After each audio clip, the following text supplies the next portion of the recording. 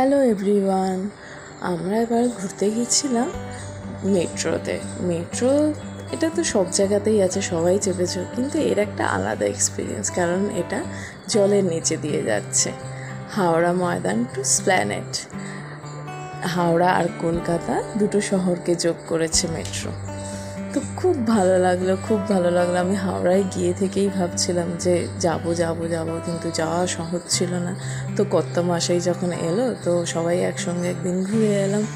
তো আমরা হাওড়া ময়দান থেকে টিকিট কেটে নিয়েছিলাম, কেটে মেট্রোতে চড়ে স্প্ল্যানেড যেটা শেষ স্টপেজ সেখানে গেলাম। তারপরে আবার ওখান থেকে রিটার্ন টিকিট করে চলে এলাম। এই যে ব্লু লাইটটা দেখছো, এটাই হচ্ছে এখন জলের নিচে দিয়ে যাচ্ছে মেট্রোটা।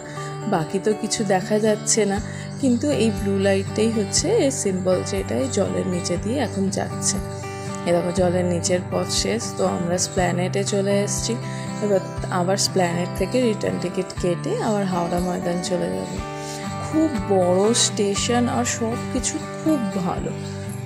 এখানে লিফটেরও ব্যবস্থা আছে, স্টেশনও ভীষণ পরিষ্কার আর অনেক বড়।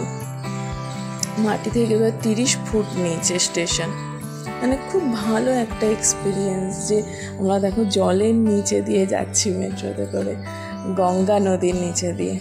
তাই না? ভাবলেও কত ভালো লাগে না?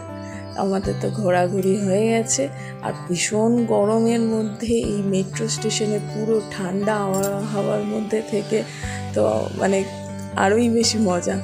আর এটা কম পয়সায় কম সময়ে তুমি হাওড়া থেকে কলকাতায় যেতে পারা যাচ্ছে, সেই জন্যই এখানে মেট্রোতে ভিড়ও হয়।